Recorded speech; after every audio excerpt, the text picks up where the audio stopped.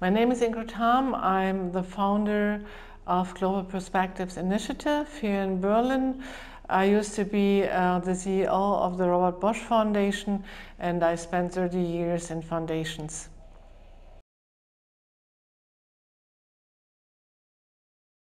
And what we are doing is we are addressing politicians and the economic crowd and try to convince them to change their mindset about Africa and about the global south and take Africa as an eye-height partner to deal with and to have a certain meaning of the SDGs and global solidarity. That's what we are about. In the past, I used to be the CEO of the Bosch Foundation, and before that I was in the leading team of the Bertelsmann Foundation. So this in a way is my third career, and this time I'm the founder herself and do my own thing, and that's very, very rewarding.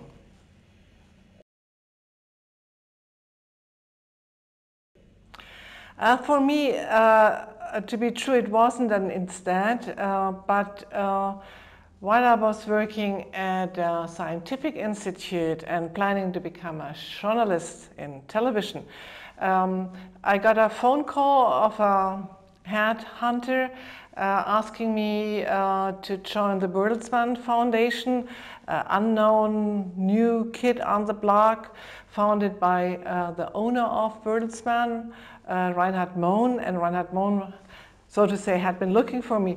So I had a conversation, and he convinced me to join his foundations, and I never regret, because his understanding, and also it's now my understanding, of a foundation is social entrepreneurship. It's a societal thing, but it is like being an entrepreneur, and that's how I feel and how I think about foundations as instruments and organizations that are in place to change the world. So that was my leading motive, and that was what I thought about when I joined the Bertelsmann Foundation. And I never thought about foundations as non-private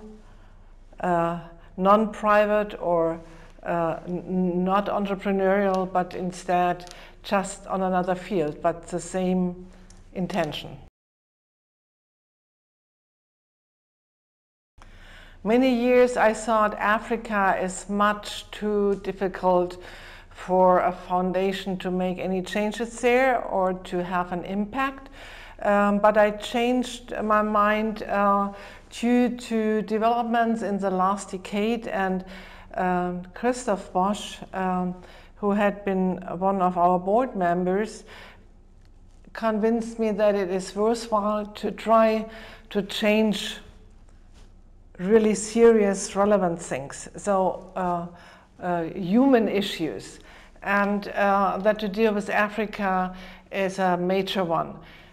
So I thought, now after I have finished my ordinary career, I found something that is dealing exactly with that, with Africa, with changing the mindset about Africa, with global solidarity, with the SDGs, to really try to have an impact to the future.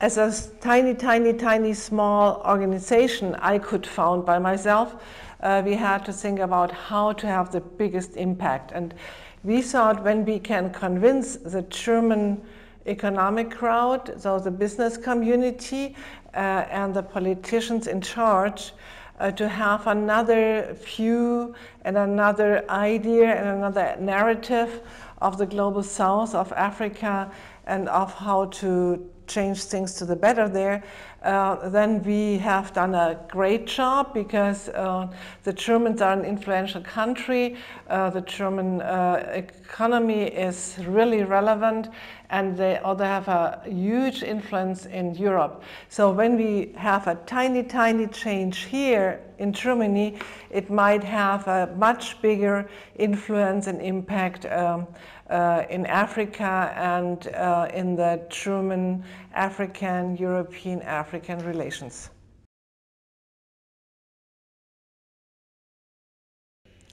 Okay, we are not acting in Africa itself, but we are acting in Berlin. But what we do is we invite remarkable, prominent, influential people from Africa to talk with people out of the political or economic scene here in Berlin.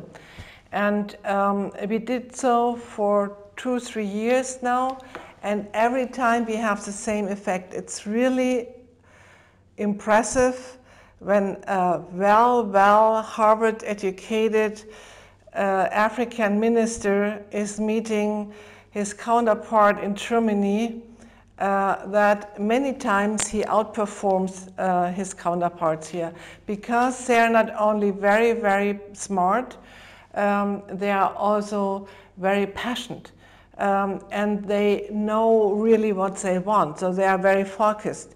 And this is a menage that is really impressive. And when you are impressed by your counterpart, you start thinking, he comes from the Ivory Coast? What was my mindset about the Ivory Coast? But when he is driving the Ivory Coast, maybe I had a wrong picture. Or when I have somebody from Rwanda, my mindset told me genocide, nothing else, 20 years ago. But nowadays, that this is the most modern, most innovative, fast developing country in Southern Africa, and you meet those ministers, then you say, oh, okay, I have to think a moment and I have to change my own mindset and my relationship too. So this is extremely helpful, and this is what we do time after time after time. Every time we have prominent African people on our side.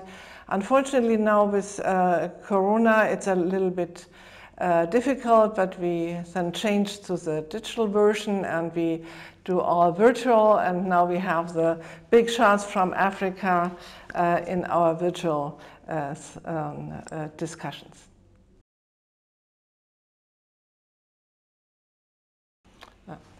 So Corona is really disastrous for the global south, especially for Africa. First, cases are growing. Last week they hit the million of deaths in Africa, but even worse than that are the collateral damages that had been done by the pandemic.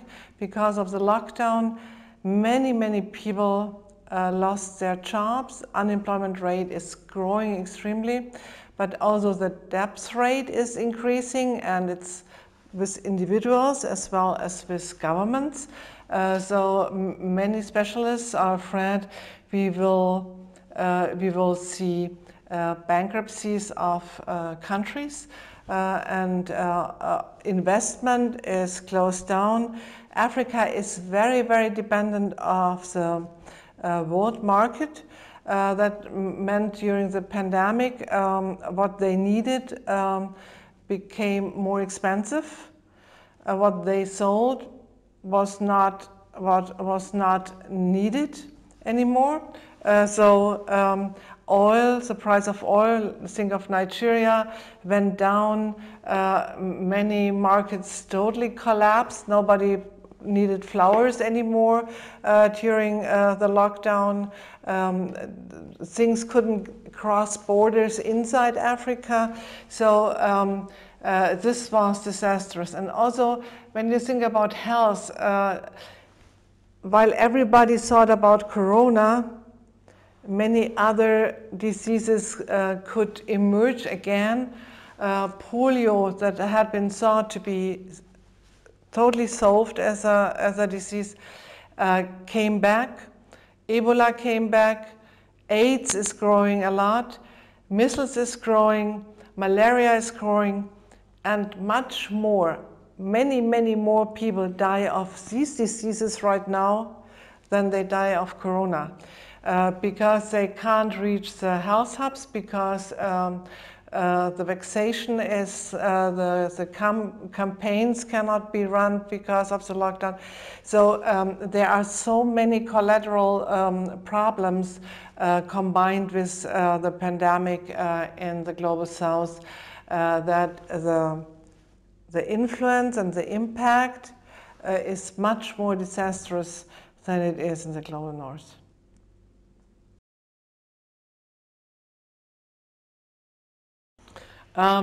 First of all, of course, they need help. And in a crisis like the pandemic, there is an issue that is really hard to deal with, because then not only America means it must be first, everybody means they must be first. So solidarity becomes kind of a foreign language word. And those who are poor cannot afford to buy masks on an airfield like the Americans did in Asia in the beginning of the pandemic. They cannot buy firms that produce, probably might produce vaccines. So they are the last in the queue. And what is really needed when we think of help, assistance, it means that we have to act together instead of just for us. The same time as it happened that everybody act egoistic, it also was the other tendency. Europe collected a lot of money for fighting corona in the global south. Some billions. Von der Leyen had that pledge in early April. So in May it was done. These are the other things, but egoism is something we really have to overcome.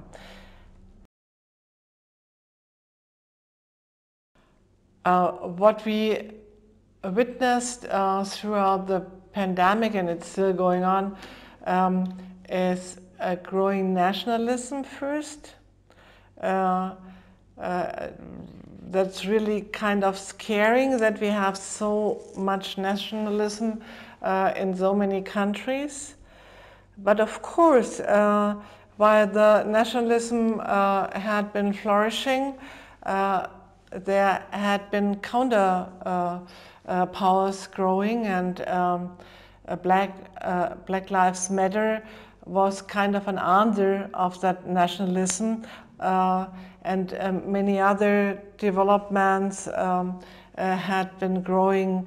For example, now in Belarus. So as an answer, in a way, the nationalism showed that so many people, this way we don't want to live. And there were many who showed resistance nowadays. So there are chances in these developments too. What is also kind of scaring is that we have so many conspiracy theories, and so many people who think they, in their trial to find an answer to the why of the pandemic, come to really, really strange conclusions. And this is really scaring. The good answer is the polls in Germany show that only a minority believes in those conspiracy theories. The big majority of the people don't believe in these things at all. So, but nevertheless, we have to be very careful those days, not to waste time, not to be too patient, but really be kind of restless, looking around, being nervously watching what's going on, because it's quite dangerous.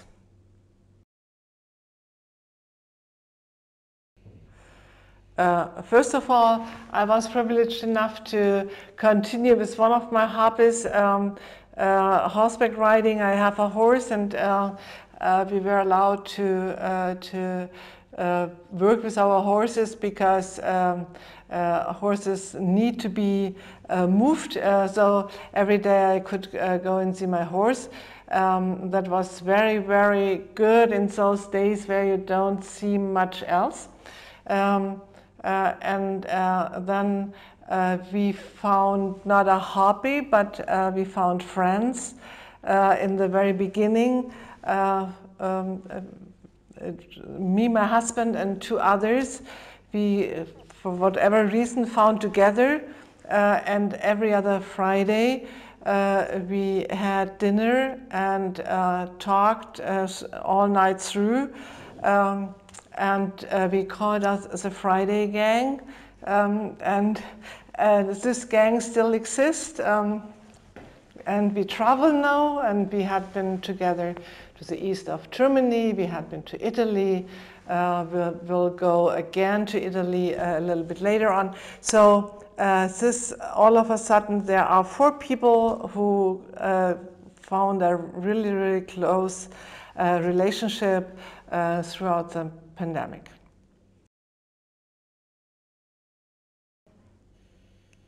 It's not so easy to say I have one role model because I have some. I stay with women now. Rita Süßmuth was one of my role models. She had a big fight with Mr. Cole, and she not only survived, but she was really good in surviving. Another role model who you might not know is Mrs. Hamm. She has the same, I share her name, I'm not related to her. She was a big lady in politics in the Free Liberal Party. A real lady, but quite tough and very nice. Both of them I know or knew personally, and they were kind of mentors for me. And so yeah, these are my female role models. I do not have the one favorite book. I just finished one book I really would recommend. This is Becoming Michelle Obama. I read it in English throughout the pandemic, the lockdown, and I think you can learn a lot out of it, because not only what makes a strong woman, and what means to be ambitious, because she is extremely ambitious. It also shows you what it means to be a minority and how it works to diminish people because you call them a minority. It also shows what it means to deal with a whole country. What it means for a family, for kids, and how they overcome everything.